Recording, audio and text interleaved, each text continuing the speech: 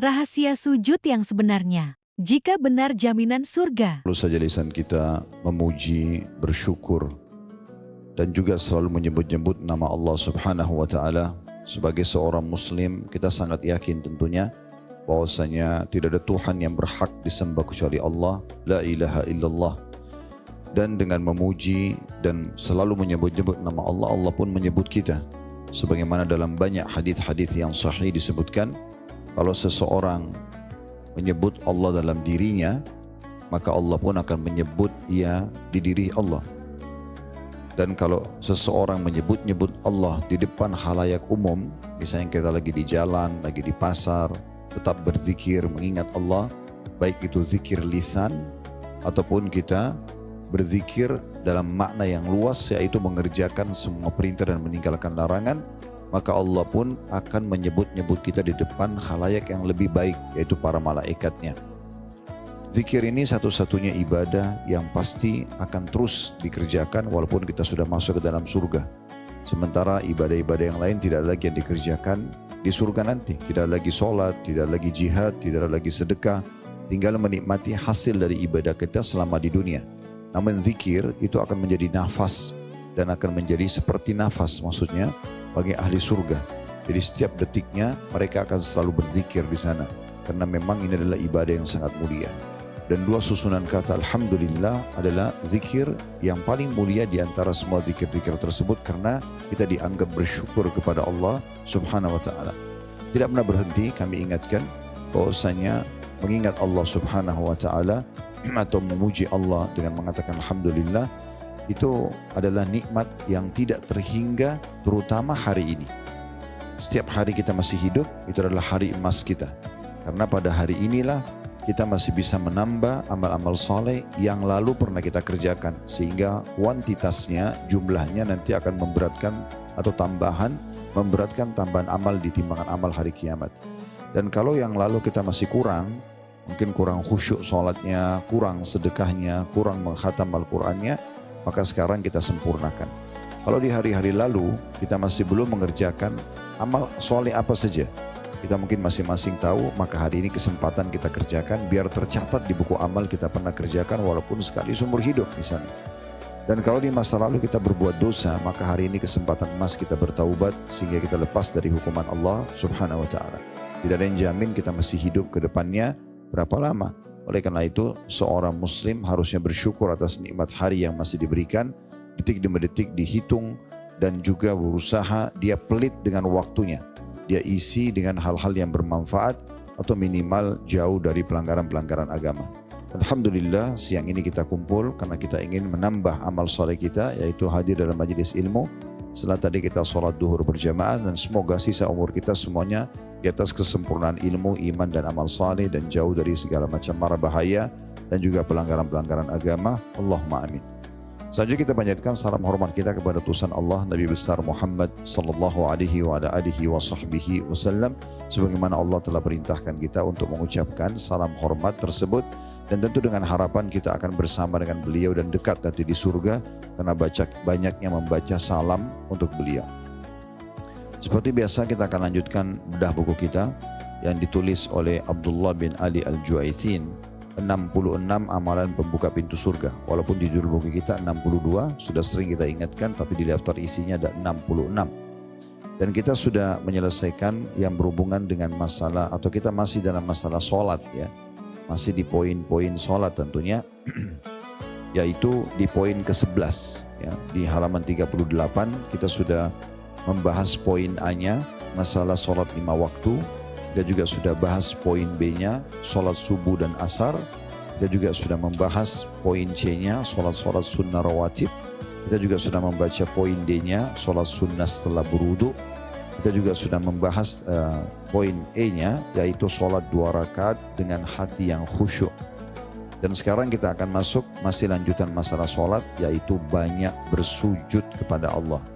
Dan ini bahasannya cukup panjang sebenarnya, walaupun orang mungkin memikirkan, melihat cuman sholat atau cuma sujud ya. Ini bahasanya cukup panjang. Kalau Allah mudahkan, kita akan coba selesaikan pada satu pertemuan ya, dan kita gabung dengan poin G, sholat malam. Kalau tidak maka dia akan bahas sendiri, kita akan bahas sendiri sujud hari ini. Dan insya Allah kedepannya kita akan sholat khusus sholat malam.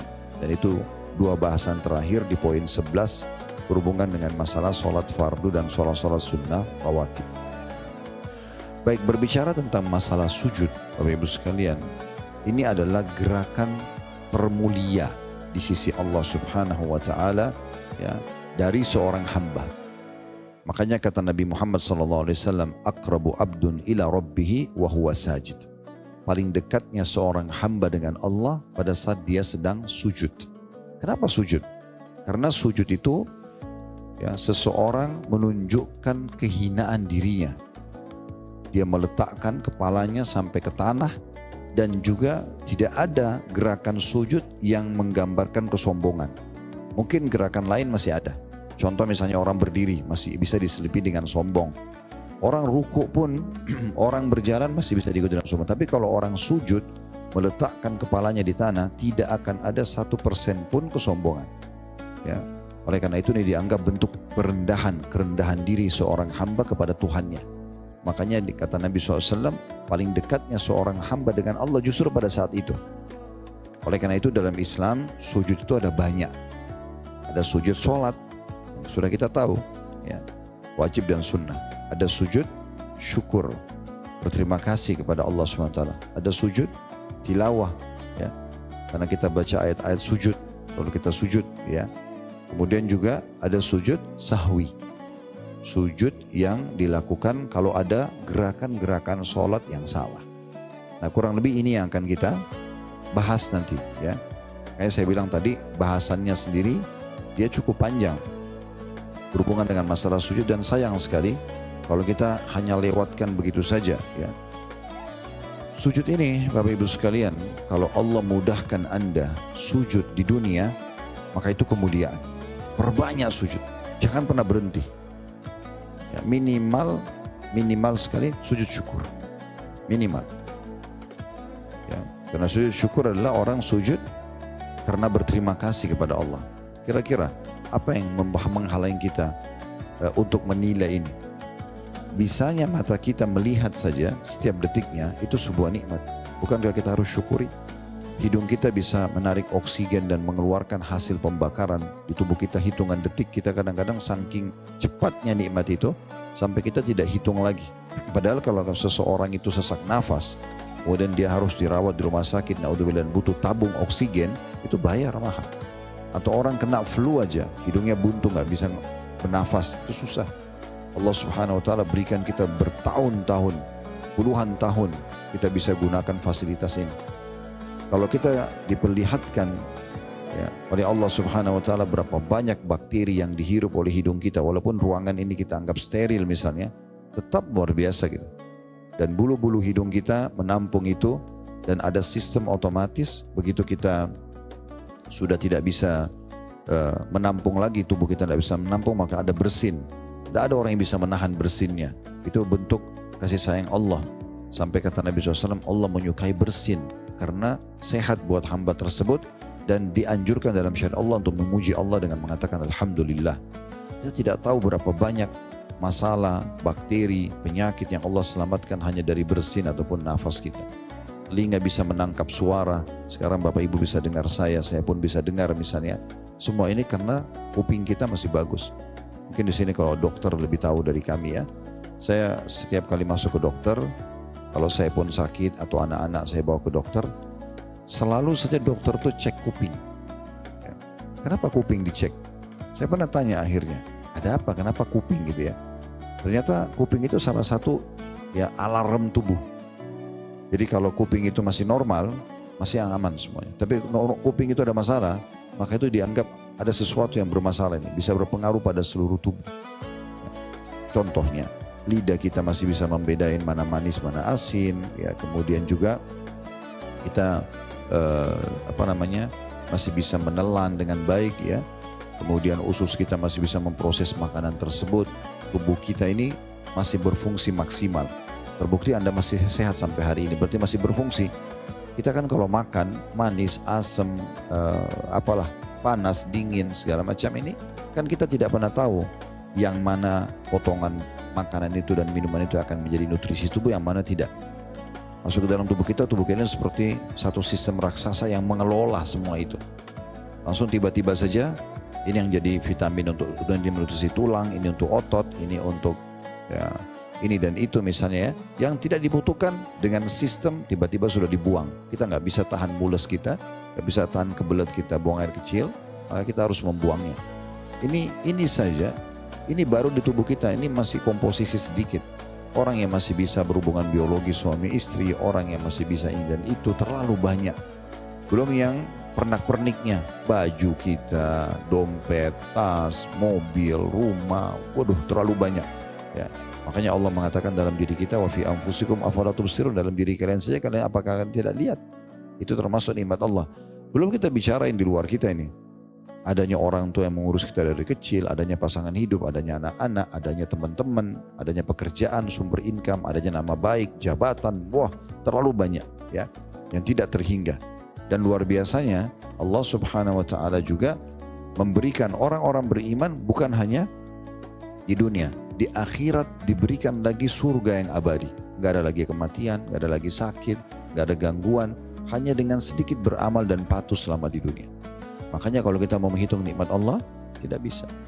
Nah, salah satu cara yang baik dikatakan dalam sebuah riwayat yang sahih, Nabi SAW kalau kedatangan nikmat atau berita gembira, beliau sujud. Beliau sujud kepada Allah SWT sebagai tanda syukur. Boleh enggak usah setiap hari sujud syukur? Boleh saja. Tidak larangan. Atau tiba-tiba Bapak Ibu ingat, misal ibu-ibu kebetulan duduk di rumah, lalu merenung, oh ternyata saya sudah berumah tangga 20 tahun ya, 15 tahun ya. Selama ini suka dukanya sudah berjalan dengan suami. Ini kayaknya nikmat besar. Ada teman saya itu si fulana bercerai, ada si fulan.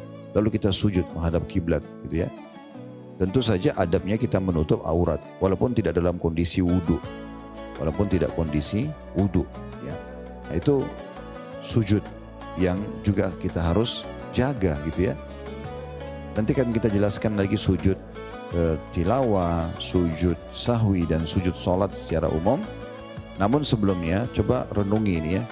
Tadi kan saya bilang kalau seandainya Allah, nanti kita baca firman Allah surah Al-Qalam ayat 42 sampai 43. Bisa dibuka itu Al-Qalam 42 43. Jadi kalau Anda masih digerakkan oleh Allah dan dimudahkan boleh sujud, bisa sujud di muka bumi, perbanyak. Kenapa? Karena nanti orang yang tidak mau sujud di dunia tidak bisa sujud di akhirat.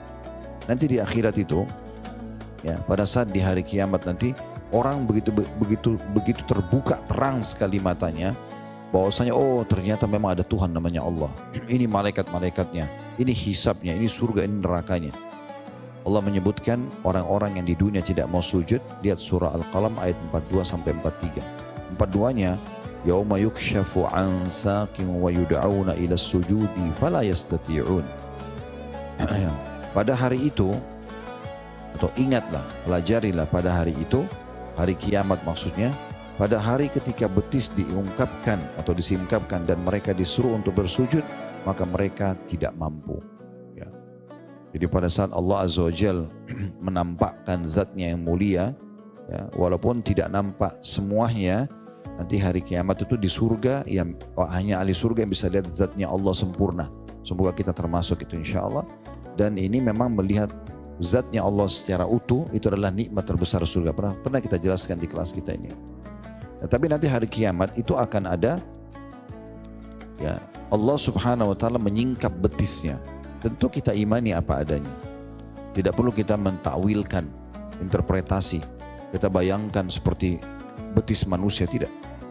Kita imani semua ada apa adanya. Pernah kita jelaskan itu ya juga.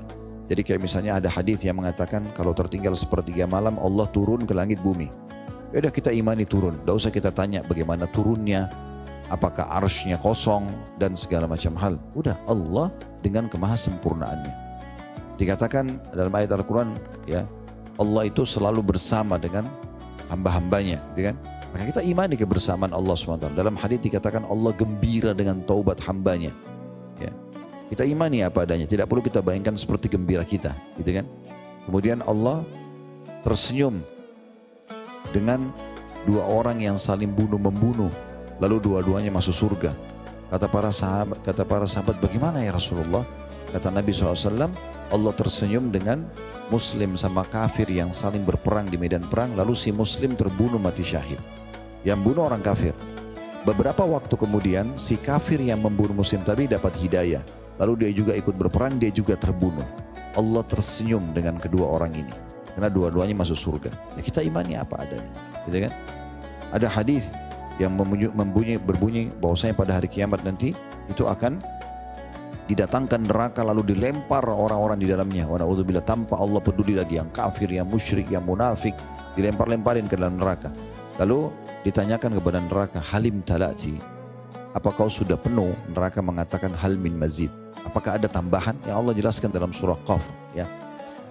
Kata Nabi SAW, sampai Allah Azza wa Jalla meletakkan telapak kakinya yang mulia ke neraka. Baru neraka mengatakan, demi kemuliaanmu cukuplah, cukuplah. Ya sudah, kita imani apa adanya. Tidak boleh kita tolak nama-nama dan sifat Allah yang sudah disebutkan, gitu ya. Kurang lebih seperti itu. Dan nanti pada hari kiamat Allah akan memperlihatkan kepada hamba-hambanya, dan semua hamba Allah disuruh sujud. Tapi yang bisa sujud di saat itu hanya orang-orang yang sujud di dunia. Orang-orang kafir itu mereka tidak bisa sujud. Orang munafik nggak bisa sujud. Mereka mau coba sujud, mereka nggak mampu. Ya. Mereka nggak bisa menundukkan badan mereka tidak bisa. Nah, ini satu hal yang luar biasa. Sama juga sebenarnya di dunia, sebelum tunggu akhirat, di dunia saja, ya, kalau Anda masih mampu sujud, letakkan dahi Anda di tanah, lakukan, karena itu kemuliaan luar biasa. Itu paling dekatnya seorang hamba dengan Allah Subhanahu wa taala. Lalu dikatakan ayat 43-nya, khasyi'atan absaruhum tarhaquhum dhillah wa qad kanu yud'auna ila sujudi wa hum salimun. Ya. Pandangan mereka, orang-orang kafir, orang munafik, orang musyrik, tertunduk ya ke bawah, diliputi kehinaan. Karena mereka sudah tahu, oh ternyata benar Allah ada, ternyata saya buat maksiat, ternyata saya kafir, saya masuk neraka. Mereka nggak bisa menyelamatkan diri. Ya. Lalu dikatakan, sungguh dahulu di dunia mereka disuruh untuk bersujud. Itu Allah bilang. Maksudnya disuruh beriman, masuk Islam, sujud, sholat. Ya. Pada waktu mereka sejahtera atau masih sehat. Nah, kalau mereka tidak mau sujud. Ini masuk dalamnya sebenarnya juga teguran Allah Azza wa Jalla kepada orang-orang beriman, tapi mereka memang nggak mau sujud, nggak mau sholat. Ini akan terjadi penyesalan yang luar biasa dari orang-orang seperti ini. Nah, yang kedua adalah berhubungan dengan masalah sujud tilawah. Sujud tilawah itu, Bapak Ibu sekalian, adalah sujud kalau Bapak Ibu mendapatkan ayat tentang sujud. Seperti di akhir surah Al-Alaq, ya. Allah Subhanahu wa taala mengingatkan di akhirnya surah yang 5 ayat pertamanya, yang pertama turun di Gua Hira. Wasjud waqtarib. Sujud dan mendekatkan dirilah kepada Allah. Nah, sekarang Quran kita, alhamdulillah, baik mushaf dalam bentuk lembaran ataupun aplikasi di Al-Quran di handphone, itu sudah ada tanda. Biasanya dikasih kayak tanda menara kecil, ya. Gitu kan? Dan sekarang lebih canggih lagi, digaris bawahi supaya seseorang itu sujud. Walaupun sujud tilawah ini hukumnya sunnah muakkadah, bukan wajib, ya. Tapi jangan disia-siakan. Setiap kali lewat, kalau Anda sedang baca Quran, lewat ayat sujud, sujud. Menghadap kiblat, sujud, ya.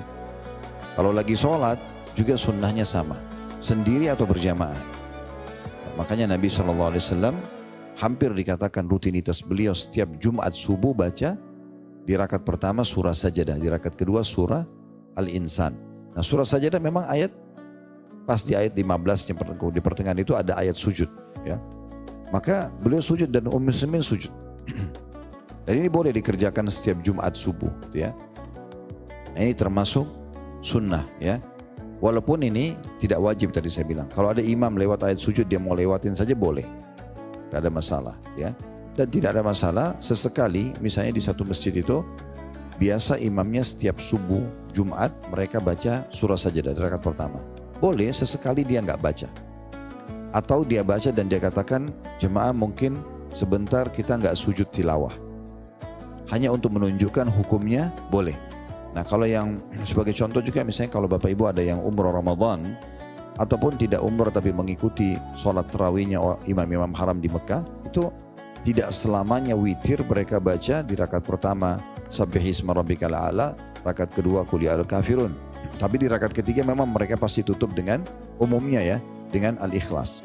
Tapi Sabbihisma rabbikal a'la itu biasanya mereka ganti untuk menunjukkan bolehnya hukumnya, walaupun mayoritas hari-hari mereka baca itu contohnya. Nah ini jadi sujud tilawah ya.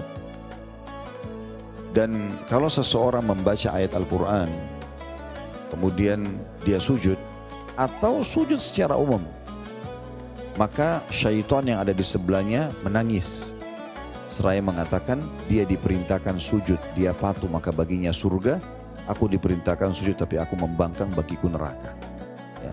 Jadi kita dengan sujud itu dapat pahala besar, memudahkan nanti kita sujud di hari kiamat pada saat Allah perintahkan, dan membuat syaitan menangis ya. Ini pahalanya besar.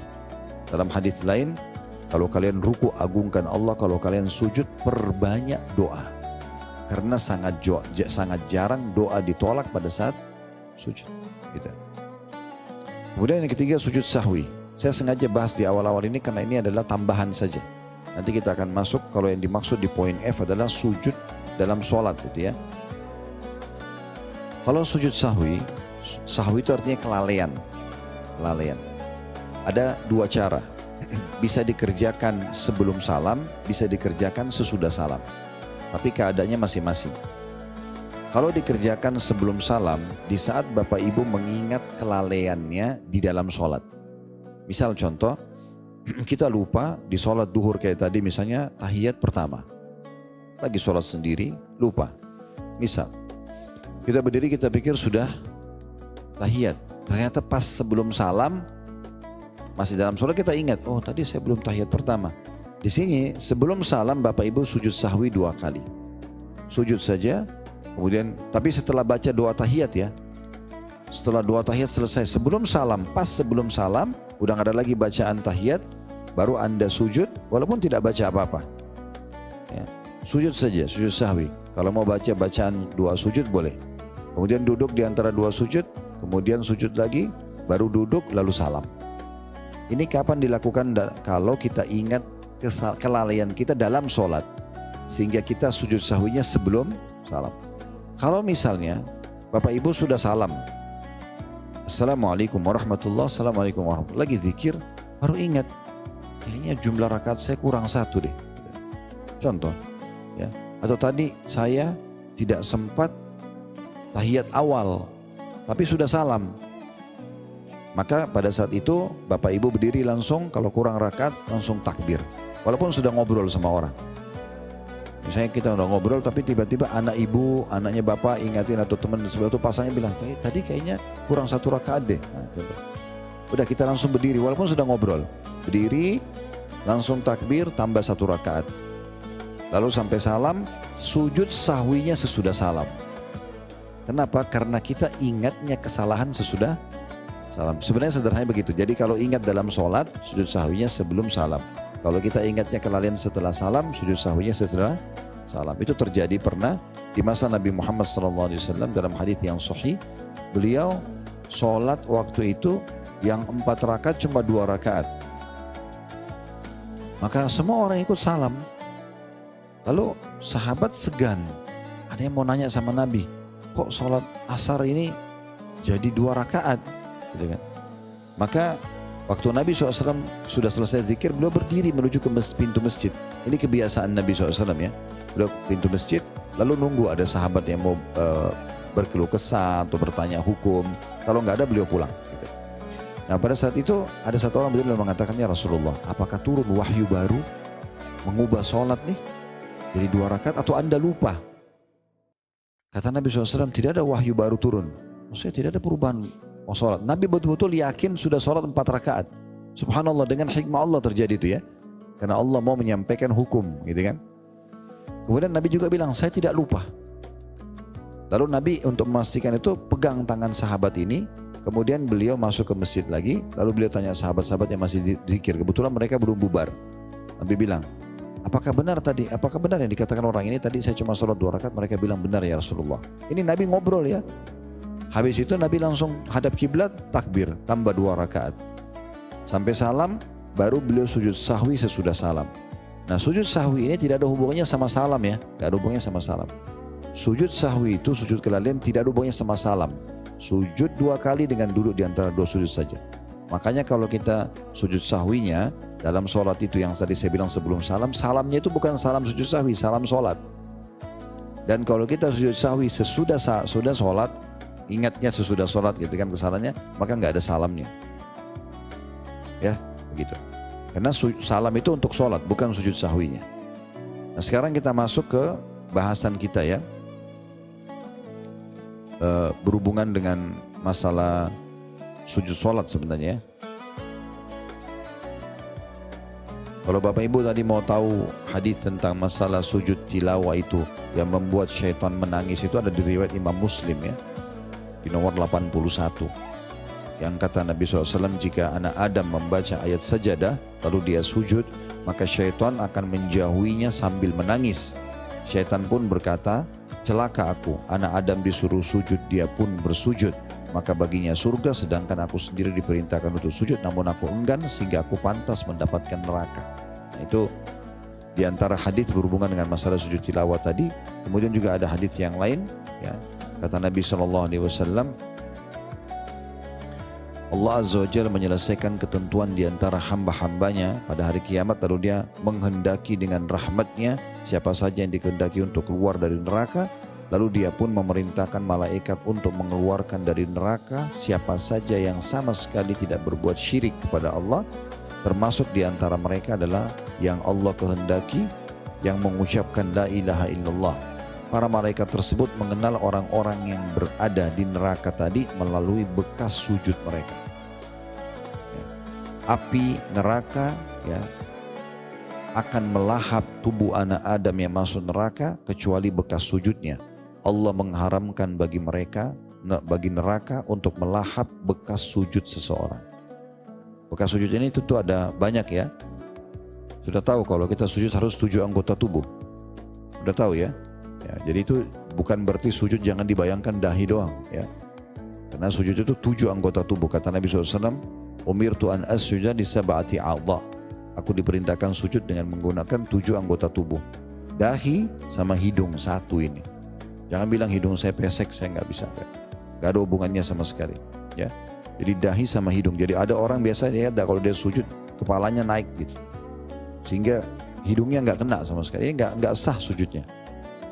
Jadi dia harus sujud. Kalau ini lantai itu dia sujud dahi sama hidung sama-sama tersentuh. Ya.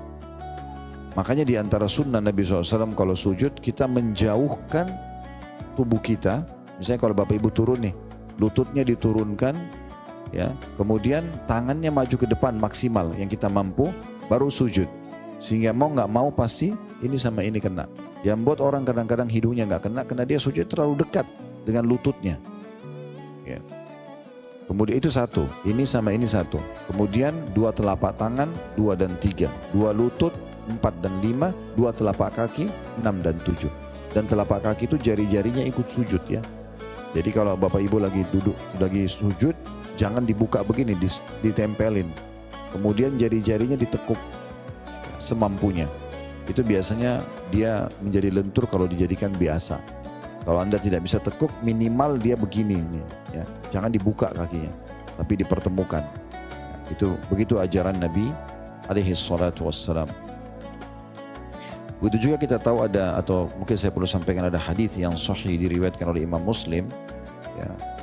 Kata Nabi SAW, alaikum bikathratis sujud, kalian harus memperbanyak sujud. Itu ada dalam buku kita ya.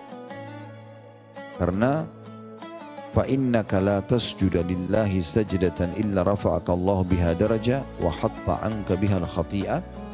Karena sungguhnya tidaklah kamu sujud kepada Allah sebanyak 1 kali saja. Semua sujud ya. Sujud sholat, sujud tilawah, sujud tadi sahwi, semua sujud masuk dalamnya, sujud syukur ya. Itu melainkan Allah akan mengangkat derajatmu dan dengannya akan dihapuskan darimu juga 1 dosa. Jadi itu keutamaan yang sangat besar gitu ya. Begitu juga Nabi SAW dalam hadis Bukhari Muslim, pada saat ada seorang sahabat bilang, ya Rasulullah, saya mau bersama Anda di surga. Nanti akan kita baca hadisnya di buku kita ada ya. Lalu Karena orang ini bantu Nabi pada saat mau sholat malam, ya. Kemudian dia siapkan air wudhu segala macam. Lalu Nabi sebagai balas tanya, kau mau apa? Dia bilang, saya mau sama anda di surga. Saya mau sama anda di surga. Kata Nabi SAW, kalau gitu tolong aku dengan engkau memperbanyak sujud. Sementara sujud tilawah sendiri ada hadits Bukhari Muslim. Ada hadits Bukhari Muslim dari hadits Ibnu Umar radhiyallahu anhuma. Ya. Dikatakan kana yaqra'ul Qur'an fayaqra'u suratan fiha sajdatan fayasjudu wa nasjudu ma'ahu hatta ma yajidu ba'duna mawdi'an li makani jabhatihi. Nabi SAW pernah membaca Al-Quran yang di dalamnya terdapat ayat sajadah. Kemudian ketika itu beliau langsung bersungkur sujud, kami pun semua ikut sujud bersamanya sampai-sampai di antara kami tidak mendapati tempat karena posisi dahinya. Maksudnya saking segerahnya mereka melakukan sujud tersebut. Ya. Dan kita sudah jelaskan tadi tentang masalah hukumnya ya. Intinya sebenarnya sujud itu sangat dianjurkan. Ya. Baik, kita sekarang masuk ke bahasan kita di buku ini, Bapak-Ibu sekalian. Banyak bersujud kepada Allah. Kata penulis di halaman 44 dari Khalid bin Ma'dan rahimahullah, beliau berkata, aku bertemu dengan Thauban sahabat Nabi dan budak Nabi, mantan budak Nabi, kita katakan radhiyallahu anhu. Kemudian aku berkata kepadanya, beritahukanlah kepadaku suatu amalan yang apabila aku mengerjakannya maka Allah Subhanahu wa taala akan memasukkanku ke dalam surga. Atau Khalid ini bin Ma'dan berkata, beritahukan kepadaku atau beritahukanlah kepadaku amal yang paling disukai oleh Allah. Lalu Thauban radhiyallahu anhu hanya diam saja. Kemudian si Khalid ini bertanya lagi, tetapi Thauban tetap diam. Kemudian kata Khalid, aku bertanya untuk yang ketiga kalinya. Maka Thauban pun radhiyallahu anhu menjawab, aku pernah bertanya tentang hal itu kepada Rasulullah sallallahu alaihi wasallam dan beliau menjawab, alaika bikathratis sujudi lillahi fa innaka la tasjudu lillahi sajdatan illa rafa'aka Allah biha darajah wa hutta anka biha khati'ah. Hendaknya kamu memperbanyak sujud kepada Allah sebab sesungguhnya tidaklah kamu sujud kepada Allah sebanyak satu kali melainkan Allah akan mengangkat derajatmu dan dengannya akan dihapuskan darimu satu dosa. Riwayat Khalid bin Ma'dan ini kita ambil banyak pelajaran. Yang pertama, kedudukan beliau sendiri. Bisa dicatat sebagai poin nomor 1 faidah hadis, yaitu kedudukan Khalid bin Ma'dan rahimahullah seorang tabi'in, karena beliaulah yang bertanya kepada Thauban, sahabat Nabi yang juga dia adalah mantan budak Nabi ya, pernah Nabi beli budak Thauban ini lalu beliau bebaskan, makanya dikenal dengan mantan budak Nabi gitu ya. Tapi Khalid bin Ma'dan yang bertanya kepada Thauban sampai Thauban hanya menyebutkan hadis ini, berarti keutamaan buat beliau. Yang kedua, kedudukan Thauban radhiyallahu anhu, di mana beliau ya, bukan hanya sekedar menjadi pekerja Nabi, tapi beliau betul-betul banyak belajar dari Nabi. Ya. Dan ini juga harusnya kita sebagai majikan pelajaran ya, kalau ada di antara Anda menjadi majikan, misalnya maaf punya ART di rumah, supir atau staf secara umum ya, usahakan kita selalu berbagi agama, berbagi sesuatu. Jangan sampai ibu-ibu punya pembantu sudah sekian tahun, mungkin aja nggak pernah dihadiahkan sejadah, nggak pernah dikasih, diingatkan sholat misalnya, atau hal-hal yang lain, atau kasih Al-Quran, suruh ngaji, suruh hadir majelis ilmu atau dengerin pengajian, karena itu kesempatan emas. Mereka kan cuma kadang-kadang terlewat di rumah kita beberapa waktu, habis itu mereka pergi ya. Beruntunglah orang yang berhasil menitipkan pesan ilmu itu ya, kepada mereka gitu ya. Maka ini penting sekali, kita harus bertanggung jawab. Makanya di sini Rasulullah SAW ya, mengajarkan kepada Thauban dan semua orang di sekitar beliau. Kalau kita lihat dalam nama-nama seperti Thauban ini, kemudian seperti juga Anas bin Malik, Jabir bin Abdullah, Abdullah bin Mas'ud, banyak sahabat-sahabat Nabi yang suka sekali berkhidmat dengan Nabi. Datang, Nabi butuh apa mereka bantu. Ada memang statusnya sebagai pegawai Nabi gitu ya. Itu ada menyiapkan sendal Nabi, ada menyiapkan perangkat perangnya Nabi. Nah semua itu kita lihat menjadi ulama-ulamanya muslimin. Karena Nabi SAW mengajar mereka dan juga mereka mau belajar. Nah, ini juga poin penting gitu ya. Berarti setiap majikan bagaimana mereka punya andil kepada orang-orang yang di bawahannya, setiap bawahan juga bagaimana mereka mengambil faedah.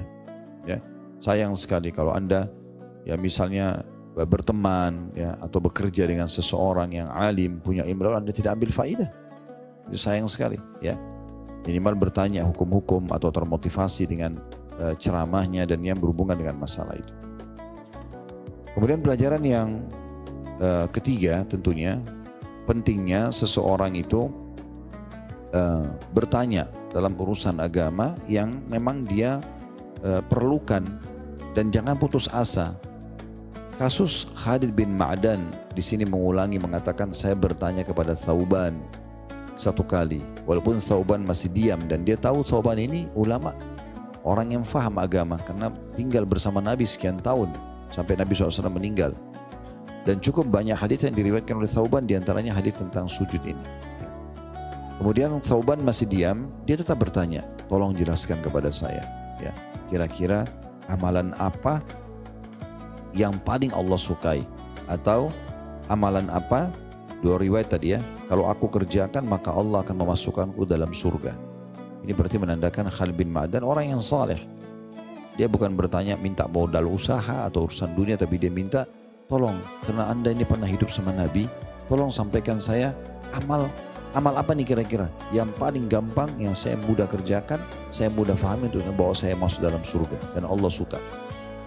Nah di sini ulama menjelaskan apa kira-kira rahasianya kenapa Thauban diam sampai 3 kali. Pendapat yang paling kuat mengatakan bahwasanya karena Thauban bukan tidak mau menyampaikan, tapi Thauban lagi coba merenung kira-kira amalan apa yang dia pernah belajar dari Nabi yang bisa menjawab pertanyaan Khalid. Karena bagi para alim tidak boleh menunda menjelaskan ilmu. Gak boleh. Kalau Bapak Ibu tahu ilmunya gak boleh diam. Harus disampaikan.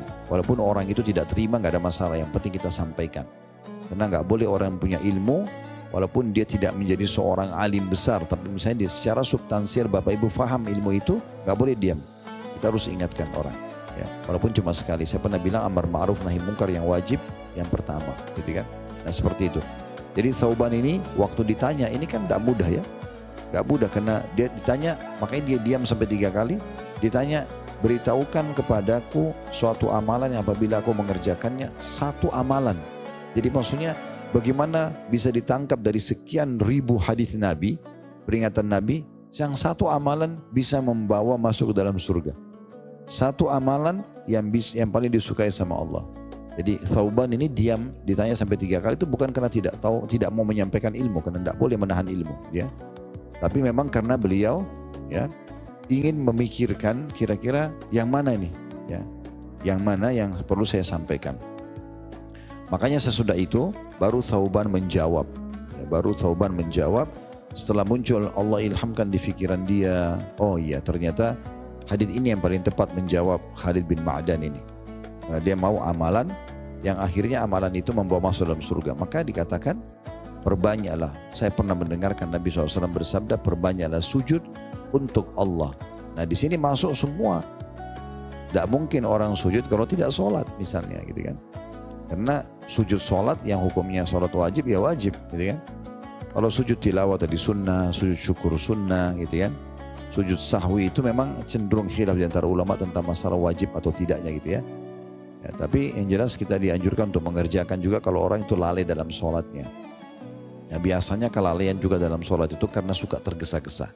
Ya, kalau Bapak Ibu tenang sekali, yang pernah kita bahas yang lalu ya, yang kita waktu bahas poin sebelum ini yang masalah poin sholat 2 rakaat dengan khusyuk ya. Panjang lebar kita satu pertemuan kita bahas tentang masalah khusyuk itu ya. Jadi memang kalau Bapak Ibu tenang, berikan 1 detik. Ingat sholat 1 detik gitu ya. Maksudnya apa? Bukan sholat semuanya, tapi per bacaan. Alhamdulillahirrabbilalamin. Berhenti dulu 1 detik. 1 detik aja. Ar-Rahmanir-Rahim 1 detik. Begitu terusnya. Pas mau sujud selesai baca Bismillah kita misalnya kita baca setelah Fatihah Al-Ikhlas ya. Walam yakul lahu kufuwan ahad. Tunggu 1 detik dulu. 1 detik aja. 1 detik hitung 1 gitu ya. Baru ruku, Allahu Akbar. Hitung 1 detik dulu, baru mulai baca Subhana Rabbil Azim. antara subhana rabbil azim 1, 2, ketiga 1 detik.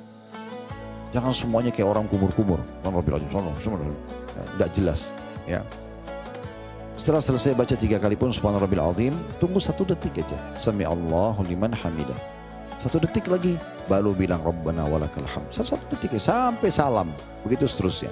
Ini sudah kita jelaskan pada pertemuan yang lalu ya. Nah itu insya Allah akan sangat membantu kita supaya kita nggak lupa. Karena orang yang lupa itu biasanya karena buru-buru, tergesa-gesa ya. Baik, selanjutnya hadis dari Rabi'ah bin Ka'ab radhiyallahu anhum, beliau berkata, kuntu abitu ma'a Rasulillah sallallahu alaihi wasallam fa ataituhu bi wudu'ihi wa hajatihi faqala li sal faqultu as'aluka murafaqataka fil jannah qala aw ghaira dhalik qultu huwa dhak qala fa'inni ala nafsika bi kathratis sujud.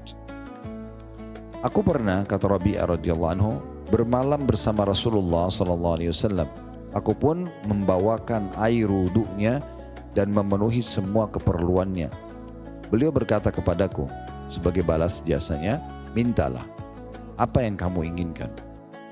Maka aku pun, kata Rabi'ah, memohon kepada engkau, wahai Rasulullah, agar aku dapat menemanimu nanti di surga.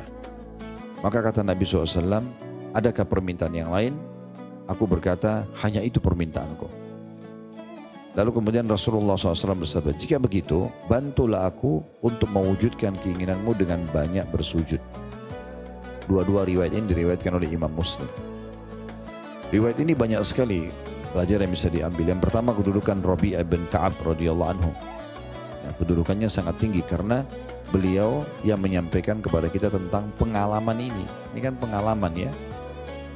Dan dia menceritakan tentang kronologis dia nginap di rumah Nabi gitu kan. Itu bukan hal yang ringan itu ya. Nginap di rumah Nabi itu berarti memang Nabi percaya orangnya gitu ya.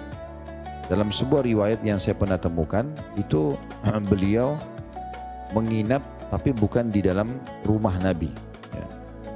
Di sekitar rumah Nabi ya. Dengan niat memang dia mengatakan malam ini aku akan melayani Nabi Muhammad SAW. Maka dia pun akhirnya berada di rumah Nabi, apakah di dalam ataupun di bagian luarnya, intinya dia tunggu sampai Nabi bangun, ya, kemudian dia siapkan air wudhunya. Ini juga sebuah perbuatan yang mulia, menyiapkan air wudhu orang gitu ya. Apalagi menyiapkan air wudhunya Nabi Muhammad SAW. Ya. Ini perbuatan yang luar biasa dan seterusnya, selanjutnya lalu Nabi kena dia tuangkan air wuduknya Nabi, kemudian sampai selesai dia siapkan mungkin kalau kita sekarang kayak handuk untuk mengelap bekas wuduk dan segala macam. Sudah selesai, Nabi tanya kepada dia, apa yang kau minta? Sebagai balas jasa nih, kau semalaman suntuk niat nginap di sini hanya untuk membantu melayani aku sholat ya. Maka ini berarti juga nanti kita ambil pelajaran lain tentang bagaimana kemuliaan Nabi Muhammad SAW di sini ya. Kemudian dia pun dengan cerdasnya Rabi'ah, dia bukan minta ya Rasulullah lunasi utang saya, ya Rasulullah berikan saya seekor kuda, berikan rumah, nikahkan saya, enggak.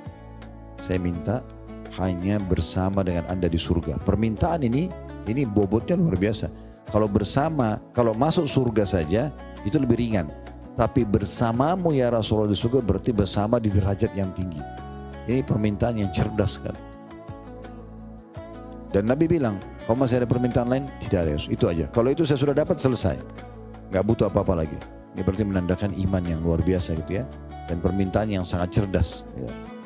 Makanya Nabi SAW mengatakan, kalau gitu tolong aku supaya mewujudkan keinginanmu dengan memperbanyak sujud. Nah semua jenis sujud. Ya sholat, ya syukur, ya tilawah gitu ya. Tadi yang sudah kita sebutkan itu ya. Dan itu penting sekali untuk kita garis bawahi ya. Supaya kita terbiasa. Karena ada orang mungkin sujud syukurnya masih sangat sedikit. Mungkin sujud tilawah gak dipedulikan sama dia gitu kan. Apalagi tadi sujud sahwi juga begitu. Nah ini penting sekali untuk digaris bawahi. Karena sujud syukur itu termasuk juga luar biasa dilakukan oleh Nabi SAW ya. Dan termasuk juga nanti pada hari kiamat itu yang membuat syafaat Nabi diterima. Kan nanti orang di mahsyar itu kepanasan. Gak ada sama sekali keputusan dari Allah. Dan Allahu alam berapa lama. Manusia ada yang tenggelam dengan keringatnya sampai mata kaki, sampai lutut, sampai perut, sampai tenggorokan. Pokoknya orang menderita sekali pada saat. Dan itu masing-masing tenggelam dengan keringatnya. Kita kadang-kadang kalau keringat sedikit aja kita nggak betah gitu ya. Bagaimana kalau kita tenggelam dengan keringat yang jelas asin dan segala macam gitu. Maka pada saat itu manusia karena sudah nggak tahu harus buat apa, mereka pikir azabnya Allah keras sekali pada saat itu. Karena kata Nabi SAW dalam sebuah hadis, pada saat itu matahari seperti 1 mil, jarak 1 mil. 1 mil ini kata para ulama hadis, 1,5 kilometer saja atau 1 mil itu, kurang lebih berapa kilometer gitu, itu aja pasti panas sekali. Karena sekarang aja jaraknya matahari sama bumi jauh sekali, panasnya masih terasa. Bagaimana kalau orang dekat sekali? Tapi ada beberapa ulama hadis mengatakan, ya, bisa saja 1 mil itu adalah seperti seseorang kalau mau pakai celak. Bapak Ibu mau pakai celak, sebelum taruh di mata, kalau ditaruh kayunya itu ya mendekat untuk digosok di mata, itu jarak dekat begitu tuh namanya mil dalam bahasa Arab. Jadi bisa saja mataharinya sedekat itu. Jadi luar biasa panasnya gitu kan. Luar biasa susahnya orang hidup pada saat. Makanya manusia karena sudah tidak tahu buat apa lagi, mereka datang ke Nabi Adam. Lalu bilang sama Nabi Adam, engkau ayah kami, engkau manusia pertama diciptakan, dan dipuji-puji Nabi Adam. Lalu bilang, tolong minta kepada Allah, ya, datang menghakimi kami. Kami masuk neraka atau masuk surga? Mereka tidak tahu kalau neraka itu lebih dahsyat. Tapi saking jenuhnya orang pada saat itu, mereka tidak tahu bisa berbuat apa-apa. Nabi Adam nolak. Nabi Adam mengatakan, hari ini Allah murka, belum pernah murka sebelumnya. Saya juga dulu ya mengeluarkan kalian dari surga dengan pelanggaran saya. Maka nafsi, saya cuma bisa selamatkan diri saya. Coba pergi ke Idris. Idris juga nolak. Pergi ke Hud, Saleh, Shu'aib, semua nabi-nabi. Sampai mereka tiba Nabi Isa. Dan kata Nabi Muhammad SAW, hanya Isa saja yang tidak menyebutkan kesalahannya. Kemudian Isa mengatakan, saya cuma bisa selamatkan diri saya sendiri, coba pergi ke Muhammad. Maka kata Nabi SAW, apakah kalian tahu bagaimana manusia mengenalku pada saat itu? Banyak orang yang belum pernah lihat Nabi, tidak tahu, cuma dengar namanya. Maka di saat itulah manusia semua akan sadar, oh ternyata ini Nabi yang terakhir. Itulah.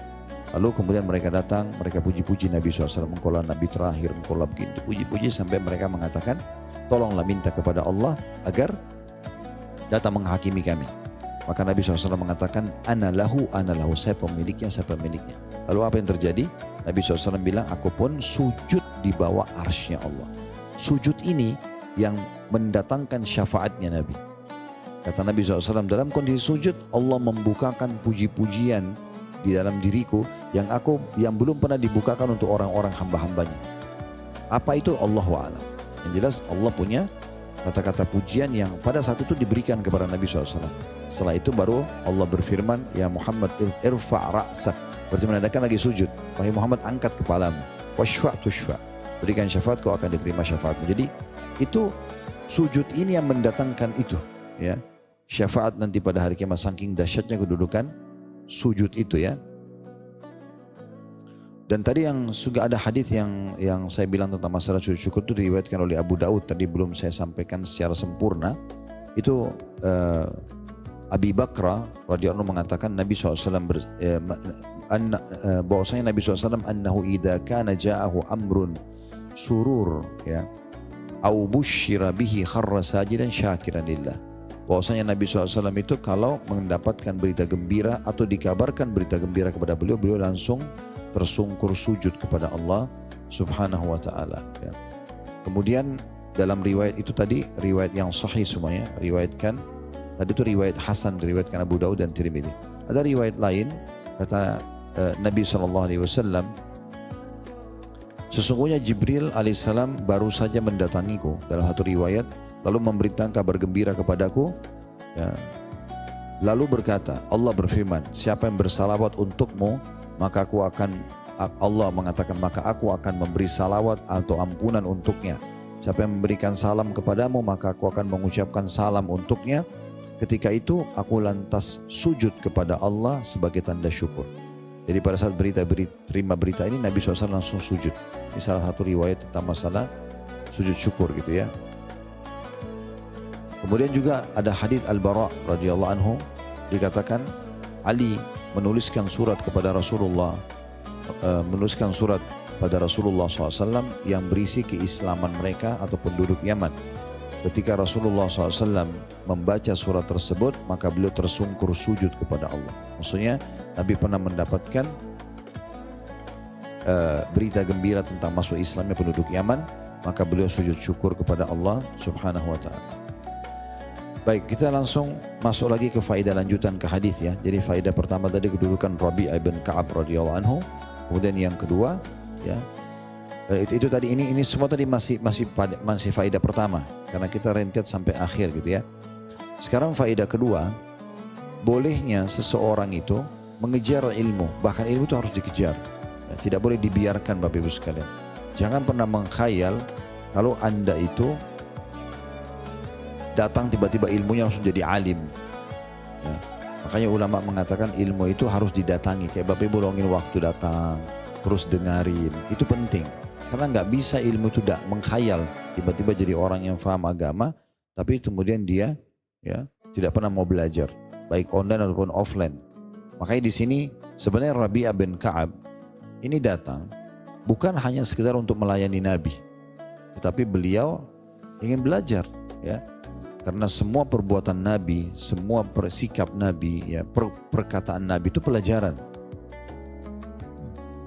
Dari sini dianjurkan untuk itu. Pelajaran yang ketiga, bahwasanya bolehnya seorang murid untuk berkhidmat pada gurunya. Ya. Apakah apa saja yang dimudahkan Allah SWT, memudahkan wudhu, mendahulukan jalan, ya, memberikan hadiah dan segala macam, seperti para sahabat lakukan.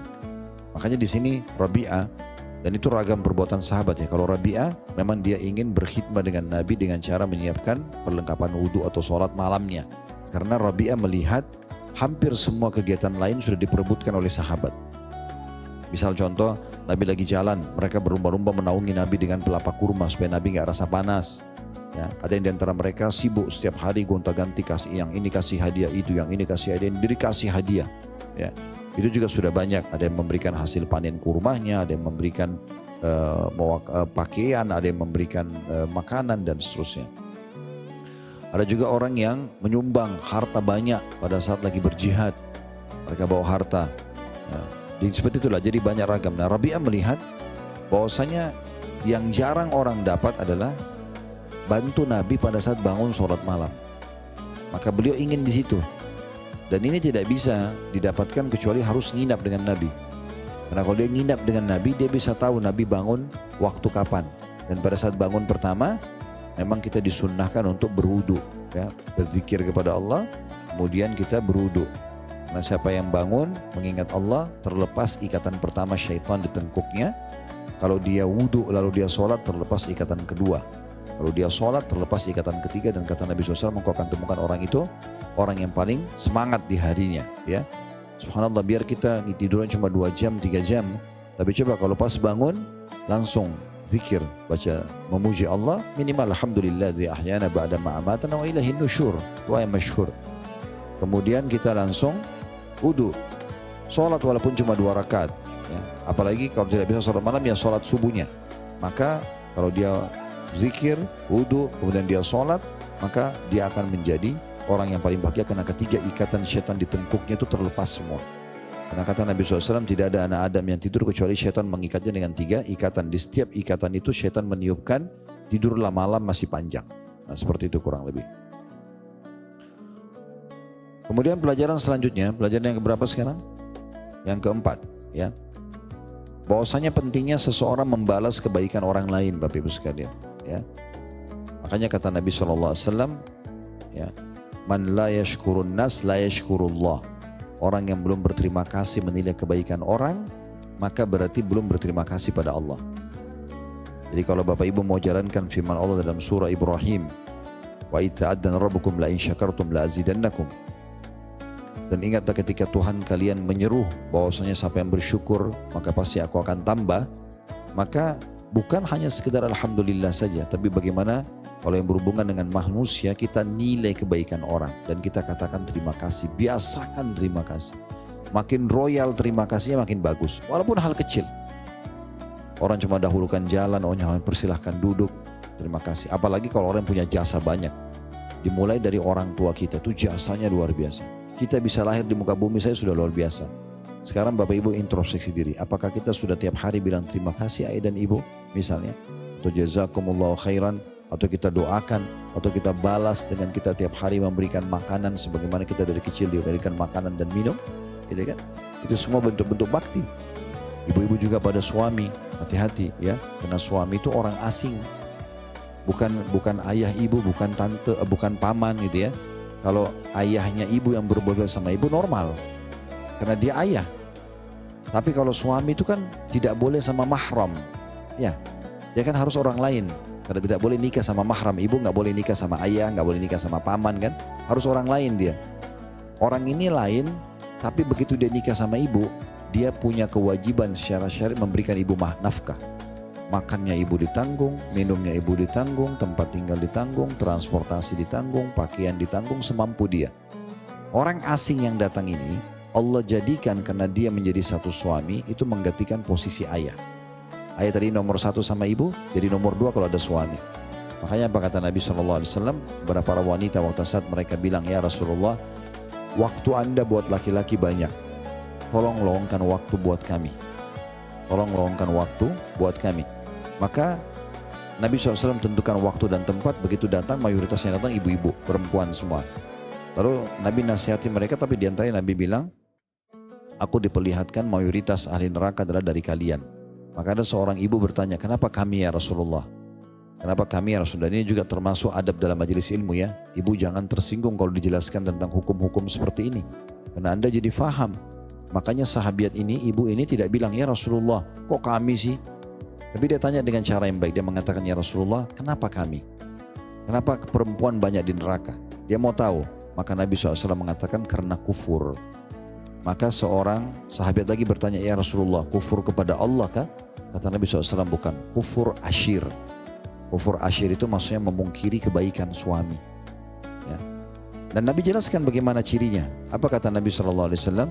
Kalau seseorang yang kufur asyir ya, semoga ibu-ibu tidak masuk dalamnya. Kufur asyir itu kalau suaminya melakukan satu kesalahan, maka dia akan mengatakan saya tidak pernah lihat kebaikan darimu selamanya. Padahal sebenarnya suaminya sudah kasih makan, minum, tidur, pakaian segala macam bertahun-tahun gitu ya. Buka kulkas ada makanan, transportasi ada, hirup AC, kita rasa nyaman. Orang nginap di hotel saja sehari udah bayar berapa? Kita di rumah dibiayai oleh suami itu bagaimana? Ini orang asing, bukan orang siapa-siapa. Dan itu bisa kembali asing kalau ibu cerai dengan dia. Hanya lewat masa iddah 3 bulan, selesai. Jadi orang asing lagi. Tapi dia harus wajib dalam syariat. Kalau ada suami bengkalikan nafkahnya, dosa besar. Ini pernah kita jelaskan di kajian dosa-dosa besar masalah itu. Jadi ini juga harus dijaga benar-benar. Ya, kufur asyir nggak boleh. Begitu juga dengan semua orang secara umum. Jadi orang tua yang pertama, yang kedua, suami bagi istri ya. Tentu suami juga punya kewajiban berterima kasih pada istrinya. Tapi kan ibu tidak punya kewajiban menafkahi suami. Kalau suami itu wajib dia. Dia dosa kalau nggak kasih ibu makan untuk hari itu ya. Bukan berlebihan. Karena nafkah itu sifatnya harian bu ya. Jadi kalau suami ibu siapkan dari awal bulan dikasih uang untuk 1 bulan ke depan, itu sudah kebaikan luar biasa. Karena kalau pertengahan bulan dia meninggal, berarti 2 minggu yang tersisa itu sudah bonus. Karena kewajiban nafkah itu selama dia hidup saja. Berarti per hari. Gitu kan? Sesuai dengan kemampuan dia. Maka banyak bu, banyak mengatakan terima kasih. Saya pernah jelaskan di manajemen rumah tangga Islami, kan ada daurah kami buat untuk keluarga. Salah satu poin rahasia untuk menguasai hati suami itu banyak terima kasih. Coba ibu bilang terima kasih, karena laki-laki itu beda sama perempuan. Ibu mungkin masak banyak, kalau suaminya pun tidak bilang terima kasih, mungkin ibu anggap itu biasa. Tapi kalau bagi laki-laki beda sekali. Kadang-kadang ada suami bu, ibu tidak tahu bagaimana perjuangan dia dalam membawa sesuatu di rumah. Mungkin dia hanya bawain setangkai bunga, mungkin dia hanya belikan handphone, anggaplah merek dari Cina yang dianggap orang kadang-kadang dianggap nomor 2, nggak mau dilihat. Tapi kita mana tahu, mungkin dia pinjam uang dari temannya, ya. Mungkin dia begini dan begitu, jadi lebih baik diterima kasih. Ya, itu contohnya. Kemudian yang ketiga adalah global. Siapapun berbuat baik sama kita, orang yang pernah mengajarkan ilmu, orang yang pernah memberikan pinjaman, orang yang banyak banget, orang yang pernah mengingatkan, memberikan nasihat yang baik. Apa kata Umar radhiyallahu anhu? Aku akan terus berterima kasih kepada seseorang yang mengingatkan satu kesalahanku. Jadi kalau ibu salah dan bapak sekalian lalu diingatkan oleh seseorang gitu ya, dan itu benar, maka kita terima kasih. Umar bilang, saya akan terima kasih seumur hidup saya. Kata Ali radhiyallahu anhu, saya akan siap mengabdi seumur hidup saya dengan orang yang mengajarkan satu huruf. Bagaimana dengan guru kita dari SD, SMP, SMA, atau para ulama-ulama kita dan para dai kita yang mengajarkan. Ini bukan karena saya dai, bukan. Ini secara global kita bicara. Siapapun yang mengajarkan ibu dan bapak ilmu itu perlu kita terima kasih. Ya, tapi tentu tidak bulu-bulu, jangan berlebihan, gitu ya. Misalnya kita mengatakan terima kasih, jazakallahu khairan misalnya ya, atau perempuan jazakillahu khairan. Ya, jadi kita usahakan Bapak Ibu sekalian, mudah-mudahan bisa segera baik ya.